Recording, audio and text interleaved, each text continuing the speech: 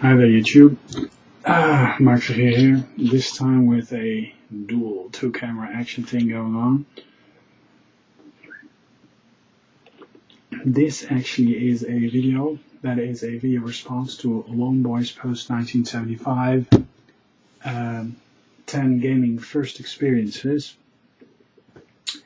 and I thought it would be very nice to just answer these, so here it goes. It centers around all first gaming experiences, and I've been a gamer for a long time, ever since 1975-76. So the first question, what's the first game I ever played, can be answered rather easily, or is it, or can it? I believe it was a Pong system. It was a Pong system that had multiple games in it, where it was bright orange. It had a white and a white reset button and a blue button. I forgot what those were. It had a built-in speaker and it ran off double D batteries. Great system. I remember for many birthday parties, the Pong system had to be brought out, and we would play Pong on it. And that was before people had Atari 2600 video game consoles. So yeah, I reckon that Pong and the Pong console was actually the first game that I ever played. And a good second actually was this weird tabletop game that had a car and some cellophane road. And it ran off batteries and it had some lights in it, but it actually never worked. So my brother and I actually ended up taking ours apart. So second question, the first game I ever bought. Well, my parents had bought us a Philips video pack system, and actually the first game that I ended up buying actually was this game. I'm going to show it through this camera, and that's actually Big Axe Pete, which is a video pack gaming cart. It's actually gaming cart 43, and I actually had to get it because it reminded me very much of Donkey Kong. When I had my video pack G7400 or G7000, a lot of classmates had Atari 2600s, and people always thought the video pack system was very crude, had much cruder graphics, and the first arcade game I actually played was Donkey Kong.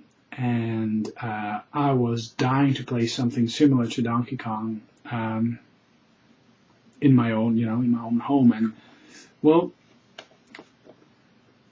it's sort of like Donkey Kong, but not at all, So it's a weird game, and yeah, basically because it's somewhat reminiscent of Donkey Kong. That's what made me buy this game. And this is actually the the copy that I bought, and I think I paid 99 guilders for it. Saved up all my birthday money, and I just spent it all. So, okay. First game I ever traded. I actually never gave away a game for a prolonged period of time. But a game that I sort of swapped around for a fair bit with another game was actually Miss Pac-Man. And I remember being without Miss Pac-Man for a long time. I ended up, and this is actually the cartridge. I ended up being without it, so I actually ended up getting it on tape as well, or on floppy disk, I believe. And I ended up getting it back, and yeah, this game I really loved because it was very, very close to the arcade in my opinion. So, okay, what else? The fourth question, the first system that I ever owned.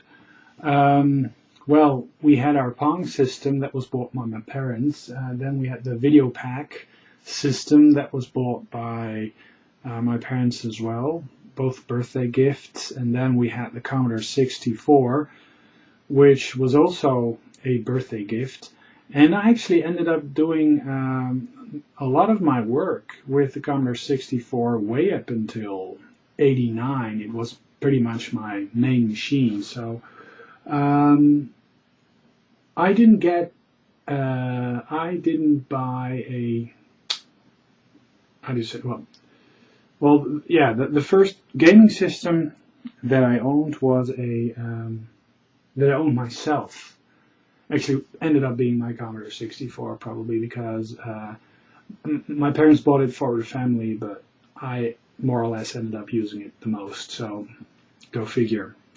That was the system that I ended up owning. The first gaming peripheral I ever bought, well, let me go get something that I forgot.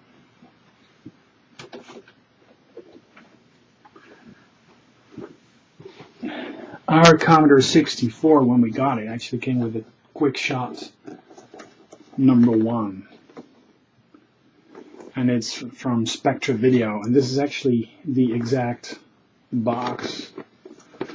And I think Kieran, he got a Quick Shot like this, or perhaps the Quick Shot #2.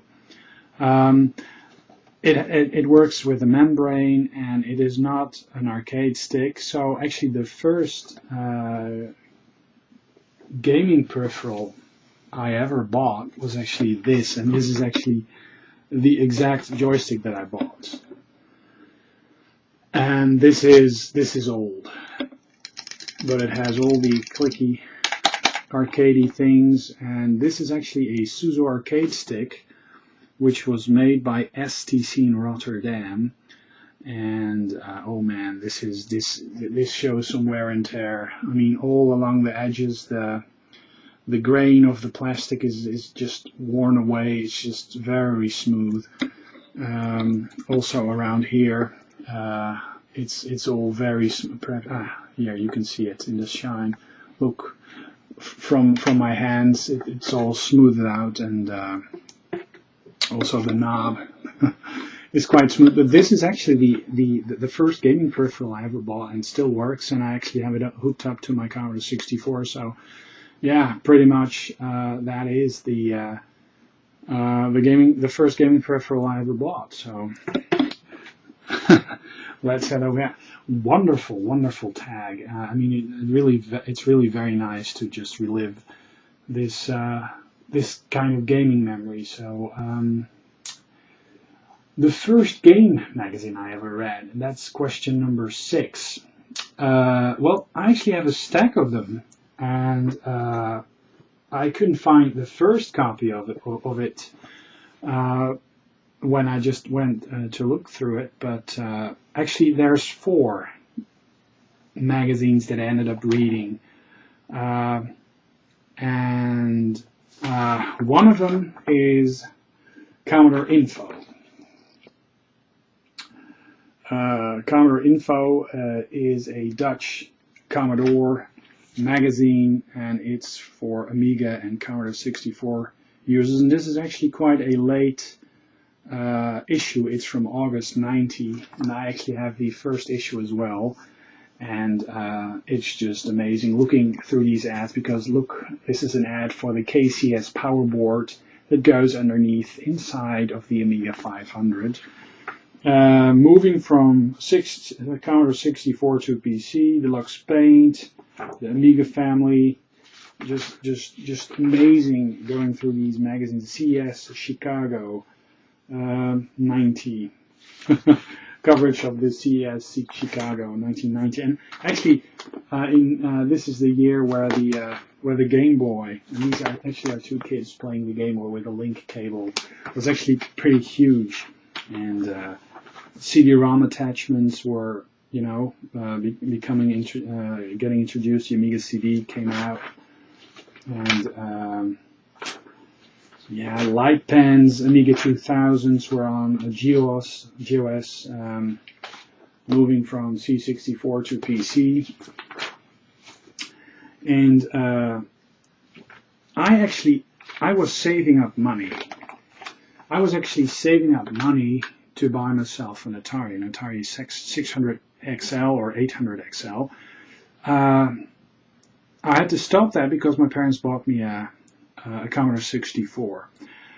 Then, around 87, I believe, or 89, 87 perhaps, I was saving up money again, and I wanted to buy myself a disk drive, or perhaps move over to the Amiga, because I've been eyeing the Amiga for a long time. Amiga 500, Amiga 1000 was just out of my reach, out of my league, but the cheaper ones, the Amiga 500, the Amiga 600, I really was eyeing these, but I did some calculations, and it turned out that I just had to.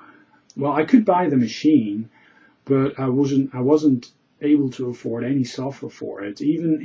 I couldn't even afford the 3.5 inch discs that the system used actually to copy games or something. Because so I ended up getting a 1541 disk drive and a whole stack of discs, and actually that extended the use of my Commodore 64 tremendously. But yeah, I ended up going to another system instead of the Amiga, but we'll get to that because the first system I ever bought actually was a PC. Let me see the question. Disk user. Commodore Disk User was also a British-based magazine, and this one is from March, April '89. Actually, that was the last year I was in high school, or actually I moved. No, this is actually the first year in college for me. It came with a disc, and you could actually load discs and stuff from it. Reviews from games, Risk, Microprose Soccer, Power Play Hockey, Darts, American Civil War Volume 3, CDU Paint. There would be these typing games. Great magazine. It came with software, and yeah, we didn't have the internet. I didn't have a modem for my Commodore 64, so getting some software for it without having to trade for stuff was the only way. And this was hugely expensive. This mag cost £2.75, and actually there's a price tag on it for 18 guilders and 75 cents. Crazy money, crazy money. I didn't get many games, many of these, I think about 5 or so. And we got German in school, and I actually watched a lot of German television as a kid. So I ended up reading this, and this is, the Dutch magazines, the German magazines, 64. This magazine is actually one of the best, and I think a lot of the German people would agree with me that 64 ist das Magazin für Computerfans. And it's kind of multi-format, kind of Commodore 64, and this was 8 guilders, so it was either getting a stack of 10 blank 5.25 inch floppy disks or get a mag. So I often ended up getting this mag, and this actually is from August 1987, and it features a very nice article on digitizing.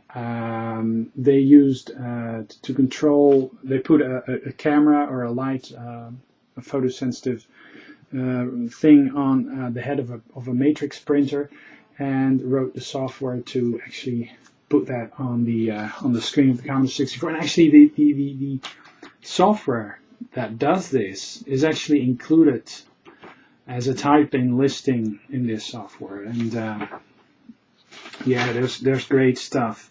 Super Drucker, an article on great printers. GOS is actually explained. games. Look at that. US Gold. And